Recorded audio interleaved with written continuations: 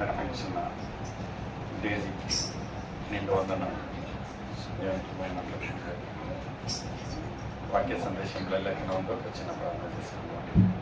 అందరి తలలోంచి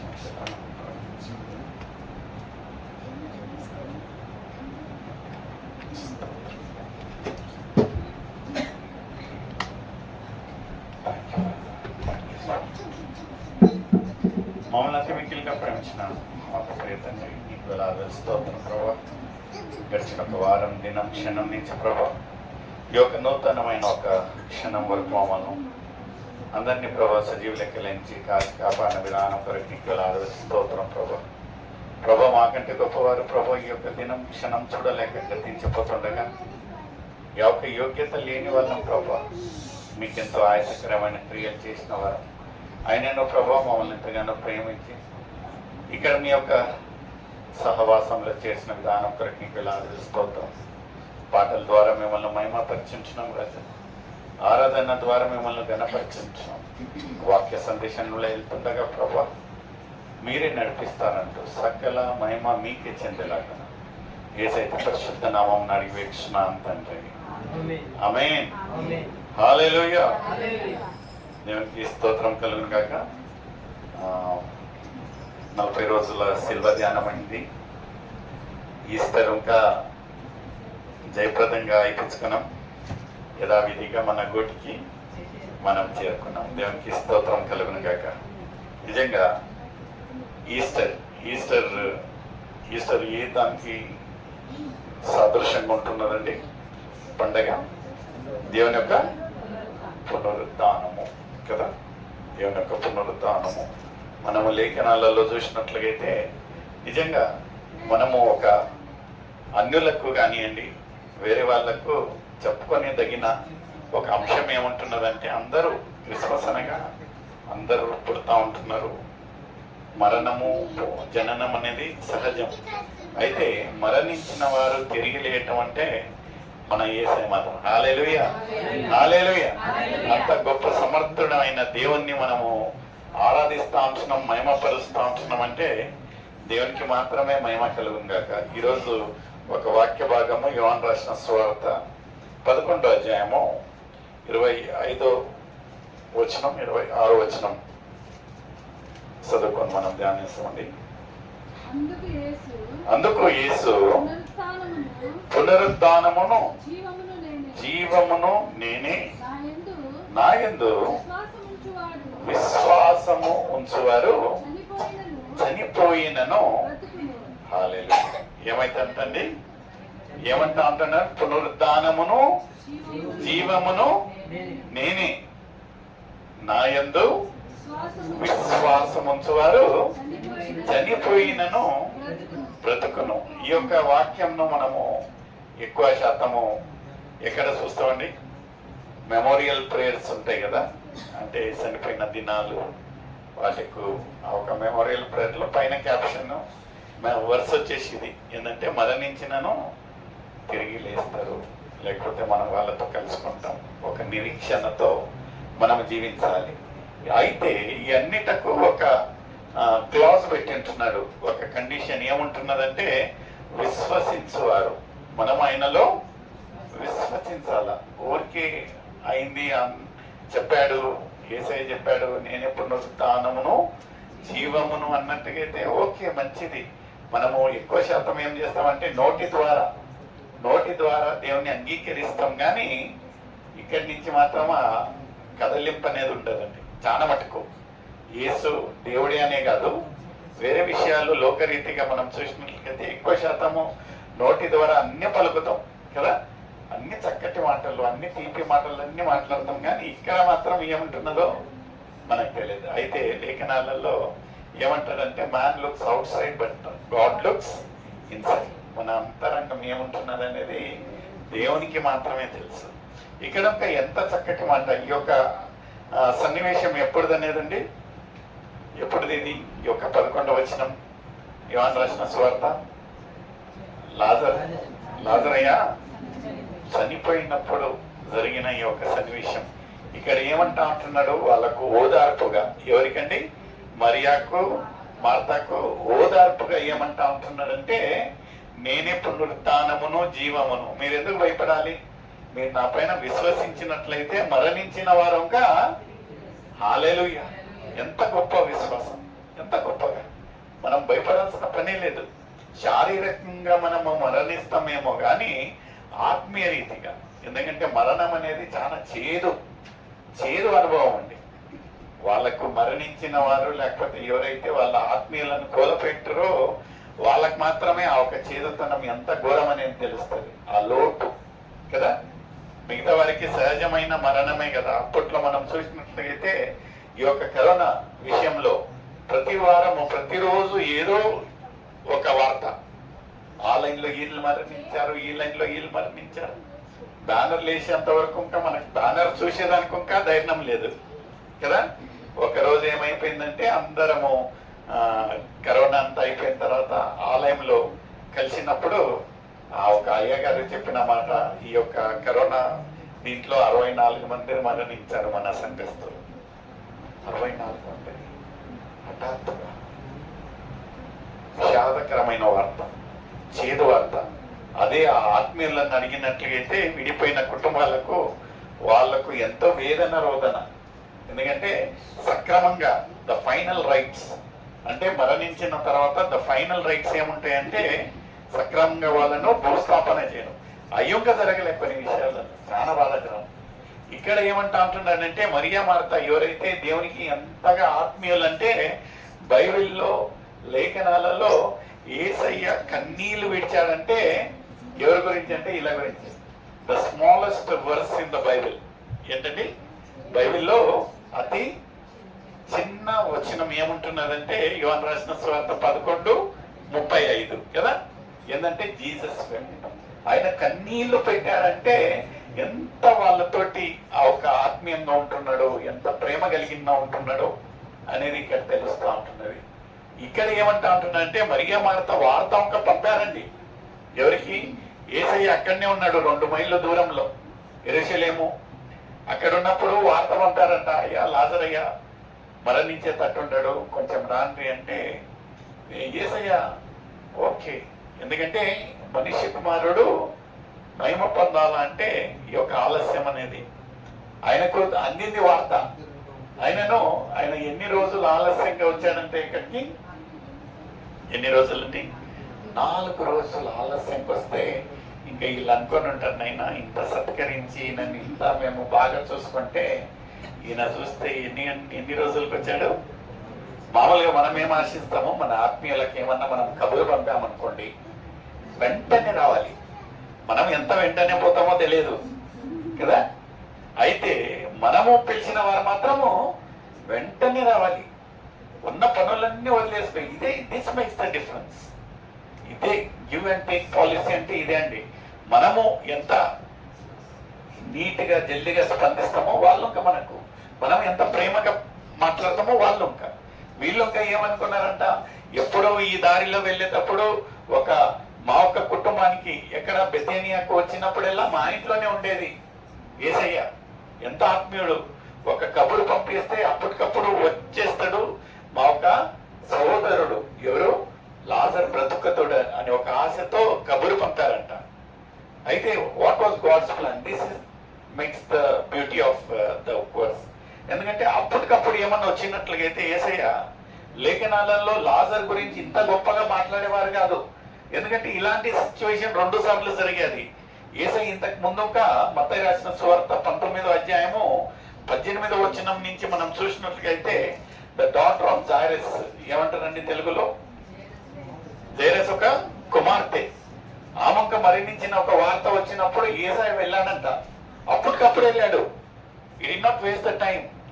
అప్పటికప్పుడు వెళ్ళి అందరూ వేదన రోదనలో కేకలేస్తా అంటే యేసయ్య అక్కడికి పోయి, అయ్యా మీరు కొంచెం పక్కన జరగండి, ఒట్టి వీళ్ళ తల్లి తండ్రి మాత్రం ఇక్కడ ఉండండి, ఎందుకు ఇంత గలబ చేస్తా ఉంటారు? ఆమె చిన్ని తల్లి పనుకోనండి, నిద్రిస్తా ఉంటున్నది అని ఆమె లేపారంట. నిద్రలో లేచినట్టు లేచేదంట కుమార్తె. ఇదొక అద్భుతమైన, ఆమె అలసటగా ఉంది, ఆమెకు కొంచెం తిననీకి ఏమన్నా ఆహారం ఇవ్వండి అన్నారంట. ఇదొక సూపర్ న్యాచురల్ మిరాకిల్. ఏంటంటే మరణించిన ఒక చిన్న అమ్మాయిని ఏం చేశాడంటే దేవుడు లేపాడు. ఇవన్నీ వీళ్ళకి తెలుసు. ఎవరికి? మరియా మార్తకు తెలుసు. యేసయ్య ఏమని ఇక్కడికి వచ్చినట్లుగైతే మా ఒక సహోదరుడు ఎలాంటి ఒక పరిస్థితి ఉన్ననో మా ఒక స్థితిగతులు మారుతాయని వాళ్ళు ఏం చేశారంట, వర్తమానాన్ని అక్కడికి పంపారంట. ఎందుకంటే ఇది తెలుసు. దీని తర్వాత ఇంకొకటి ఏముంటున్నదంటే, ఇదన్నా ఉద్దేశపూర్వకంగా యేసయ్యను పిలుచుకొని వచ్చి ఆయన బాగా చేశాడు. ఇంకొకటి ఆయన అట్టా వెళ్తా ఉంటే ఒక విధవరాలి కుమారుడు, ఏకైక కుమారుడిని తీసుకొని వేదన రోదనలో పోతా ఉంటే యేసయ్యకు వాళ్ళు ఏం అడగలేదు. ఆయన దేవుడు ఏం చేశాడంటే ఆ ఒక కుమారుడిని లేపాడు. అద్భుతం, అద్భుతం. This is the second miracle చూసినట్లయితే. ఎందుకంటే ఆమెకు ఉన్న ఒకే ఒక కుమారుడు, ఆశ్రయము, ఆధారము ఎవరుంటున్నారంటే కుమారుడు ఉంటున్నాడని ఆ ఒక్క విషయం యేసయ్యకి తెలుసు. ఆమె అడగాల్సిన పని లేదు. మన ఒక్క జీవితాలలో కొన్ని విషయాలు మనం నోరు తెరిచి చెప్పాల్సిన పని లేదండి. దేవునికి తెలుస్తుంది, దేవునికి తెలుస్తుంది. ఒక్కొక్కసారి మనం చెప్పినట్లుగైతే కార్యాలు జరుగుతాయి, ఒక్కొక్కసారి మనం చెప్పకపోయినానో కార్యాలు జరుగుతాయి. ఎందుకంటే మన ప్రేమ కలిగిన దేవుడు, నమ్మగలిగిన దేవుడు. ఇక్కడ మొదటి విషయంలో చూసినట్లుగైతే యేసయ్యను పిలుచుకొని వచ్చాడంట. పిలుచుకొని వచ్చి నా కుమార్తెని నువ్వు బాగా చేయండి. అయితే రెండో విషయంలో చూసినట్లయితే పిలవలేదండి. ఆయన అలా దారిలో వెళ్తూ ఆ ఒక మరణ ఇది యాత్ర జరుగుతా అంటే అక్కడికి పోయి ఆ ఒక అద్భుతం చేశాడు.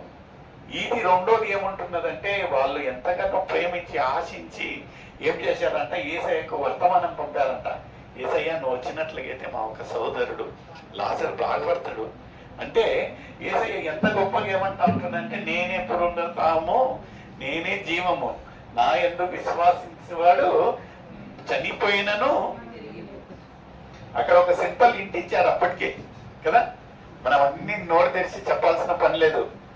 సమజ్దార్కి లియే ఇషారా కాఫే. ఈడ ఇషారా కాదు, డైరెక్ట్ గా డైలాగే చెప్పాడు.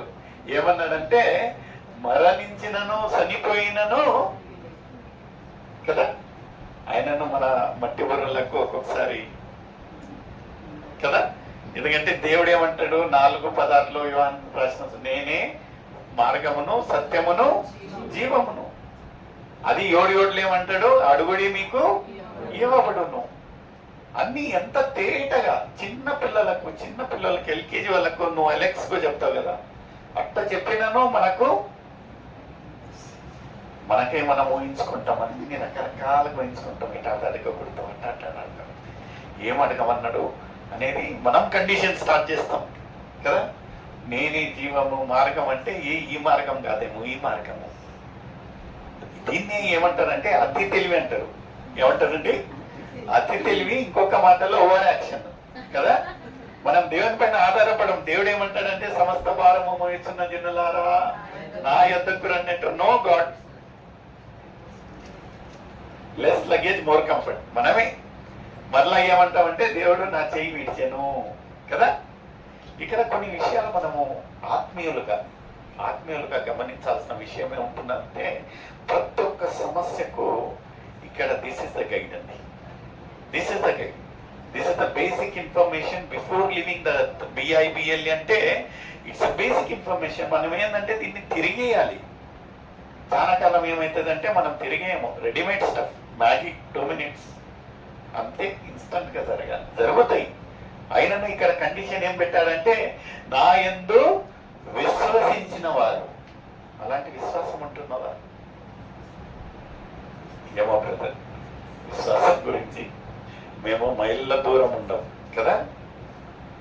ఇక్కడ ఒక లేఖనాలు చూడండి, అదే 26వ వచనం చదవండి.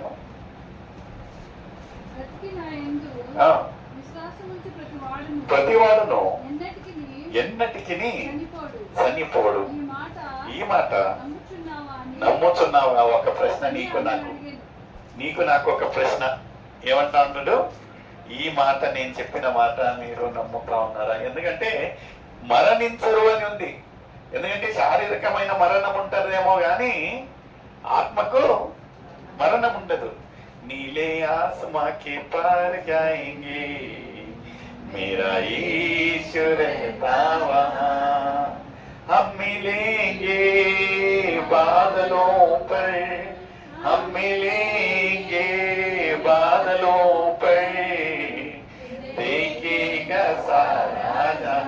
దీన్ని ఏముంటుందా అర్థం అంటే, అందరు ఈ లోక రీతిగా మనకంటే ముందు మన తర్వాత మరణించినను ఒక్క రోజున మనం అందరం అక్కడ గెలుస్తాం. ఒక నిరీక్షణ ఉండాలి. ప్రియమైన సోదరి సోదరుడా, శారీరకంగా మనం మరణిస్తామేమో కానీ మన ఆత్మ మరణించదు. అదే ఇక్కడ అంటా ఉంటున్నాడు. ఏమంటా ఉంటున్నాడు? మరణం అనేది ఉండదు. అయితే మీరు దాన్ని విశ్వసిస్తా ఉంటున్నారా అని ఒక క్వశ్చన్.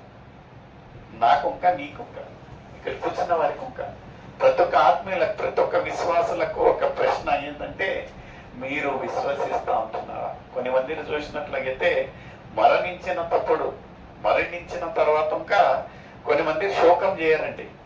ఒక సంఘం ఉంది, పేరు చెప్పుకోకూడదు. They start doing party.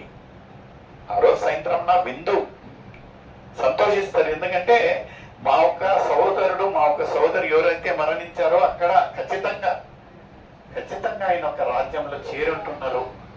మనకు ఇంకొక నిరీక్షణ, మన ఒక ఆత్మీయ జీవితాలను మనము సరిగా ఉన్నట్టుగా అయితే మనం ఇంకా అక్కడికి వచ్చి చేరుకుంటాం అని ఇంకొక నేను ఒక ఫ్యూనరల్కి వెళ్ళాను.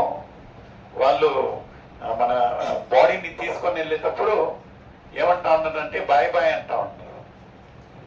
అది బుద్ధిజంకు సంబంధించిన బాయ్ బాయ్ అంటా ఉన్నారు. ఎందుకంటే they are giving a send off will meet again అంటే నిరీక్షణతో మరలా కలుస్తామని. ఇక్కడ లోకరీతిగా మనకు ఆ లోటు ఉంటుంది కదా, బాధ ఉంటుంది. ఎందుకంటే మన ఆత్మీయులు మరణించారు, ఆ ఒక లోటు. అయితే నిజంగా ఆత్మీయంగా మనం దేవునిలో ఉన్నట్టుగైతే ఇక్కడ దేవునికి తెలుసు మన ఒక విశ్వాసం ఎంత గొప్పదని. ఇక్కడ మనకు ఒక ప్రశ్న ఇస్తా ఉంటున్నాడు. ఏమంటా ఉంటున్నాడంటే, చదవండి మా ఒక మాటను, ఆఖరి భాగం చదవండి. బ్రతికి నా యందు విశ్వాసముంచు ప్రతివాడును ఎన్నటికి చనిపోడు. ఈ మాట నమ్ముతున్నావా అని అడిగాను. ఆ రోజు అడిగిండు, ఈరోజు నిన్ను నన్ను అడుగుతా ఉంటున్నాడు. నిజంగా విశ్వాసంగా ఉన్నట్టుగైతే మనం ఎవరు మరణానికి భయపడము. ఆ రోజు పౌలు భక్తుడు చెప్పి ఉన్నాడు. పౌలు భక్తుడు ఏమన్నాడు? చనిపోతే నాకు లాభము, it's a profit for me, ఎందుకంటే నేను అక్కడ చేరుతాను. ఆ ఒక్క సిద్ధపాటు మనలో ఉంటున్నదా? మనము మరణం అంటే ఆ మైల్ దూరం ఉంటున్నాం కదా. మరణం అంటే మైల్ దూరం ఉంటున్నాం. నిన్న ఒక మా ఐడి ప్రేయర్ చేస్తా, ఫ్యామిలీ ప్రేయర్లో నా గురించి ఏమన్నదంటే, మా డాడీకి 2వ జీవితం ఇచ్చినందుకు నీకు స్తోత్రం. నిజంగా ఐ ఫీల్ బ్లెస్డ్. లేకపోతే ఈ పార్టీకి 2 నెలలు అవుతా ఉన్నది నా జీవితం ముగించి. అయితే దేవుడు కాచి కాపాడాడు. ఇంకా ఎక్కువగా దేవుని పని చేయాలి, ఒక కృతజ్ఞత ఉండాలి, ఇంకా ఒక తపన, ఆకలి మనలో ఉండాలి. ఏంటంటే దేవుని పని చేయాలి. అయితే మరణం గురించి భయపడకూడదు ప్రియమైన సోదరి. ఎందుకంటే పౌలు భక్తుడు సిద్ధపాటు ఎలా ఉన్నదంటే, నేను బ్రతుకుతే క్రీస్తుకి, మరణిస్తే నాకు లాభము. ఇక్కడ చూసినట్లయితే పరమగీతములని ఎక్లెసియాస్ ప్రసంగి 8వ అధ్యాయము 8వ వచనం.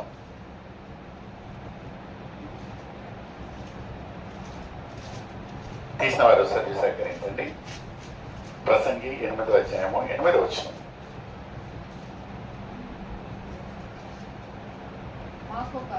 మాకొక చిన్న చెల్లెలు కలదు. దానికి 8 అమ్మా.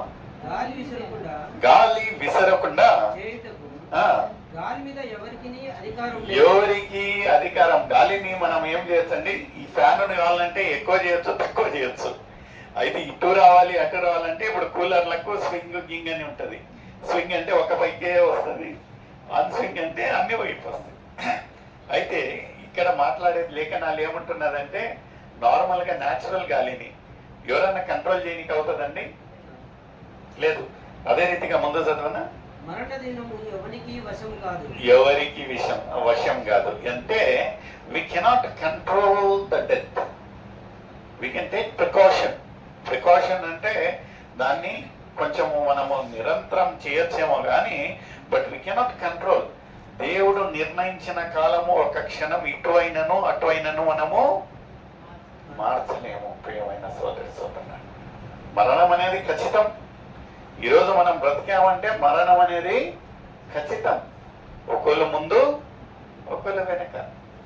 ఈ యొక్క మాట మరణం గురించి మాట్లాడుతూ అంటే గొప్పగా ఉపమానం ఏమొస్తుందంటే మైకిల్ జాక్సన్.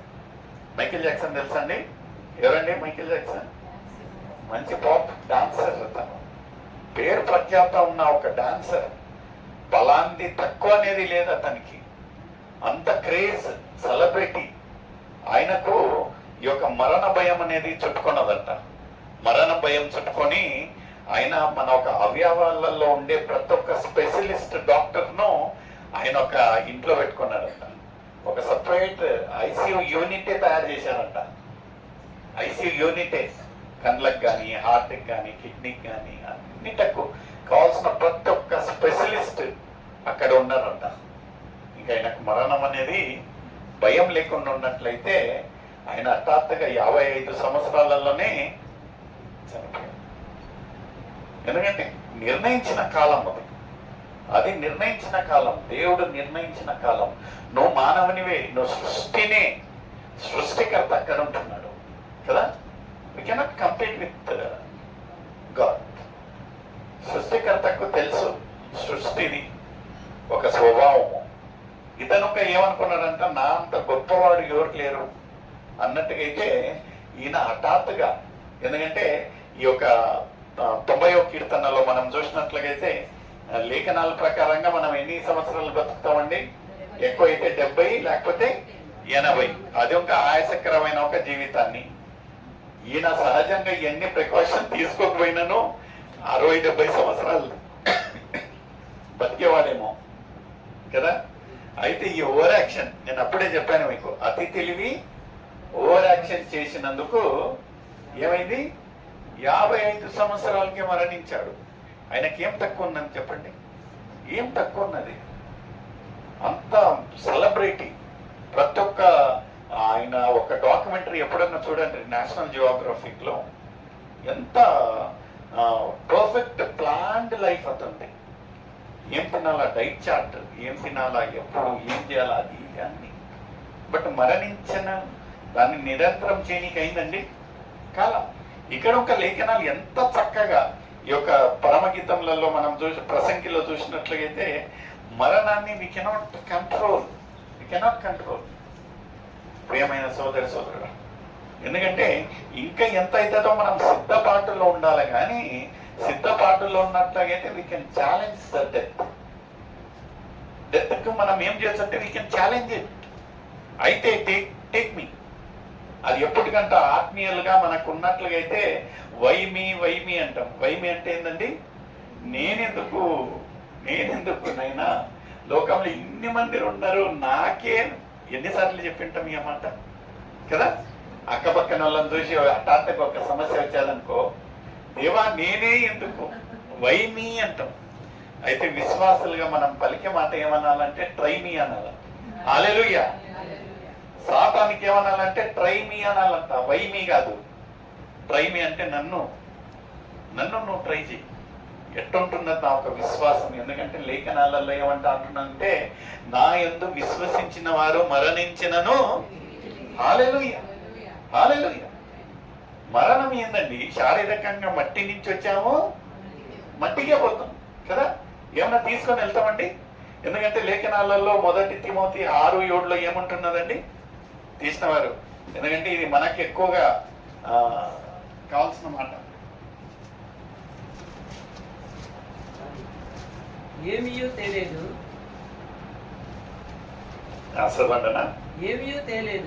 ఏమియో తెలియదు, దీనిలో నుండి ఏమియో తీసుకొని. చూడండి, నేను చెప్పటంలా మనం అనుకోవచ్చు మన కాడ ఇంత బంగారం ఉంది, ఇంత బ్యాంక్ బ్యాలెన్స్ ఉంది, ఇన్ని భవనాలు ఉన్నాయి. నథింగ్. ఆఖరికి మనము ఇక్కడి నుంచి వెళ్ళే ఒక యాత్రలో మనకి ఇష్టమైనవి మనం వేసుకోలేమంట అండి. ఎవరో నిర్ణయిస్తారంట. మనము పుట్టినప్పుడు చిన్నపిల్లలు ఎప్పుడన్నా అడిగే చూశారండి, నాకు ఇటాటి డైపర్ లేకపోతే ఇటాటి గుడ్డలే. వాళ్ళకి ఆ ఒక ఇదే ఉండదు. మనం ఏమేస్తే అదే. మరణించిన వారని చూశారండి, నాకు ఇదే ఇచ్చి పంపండి, అదే ఇచ్చి పంపండి.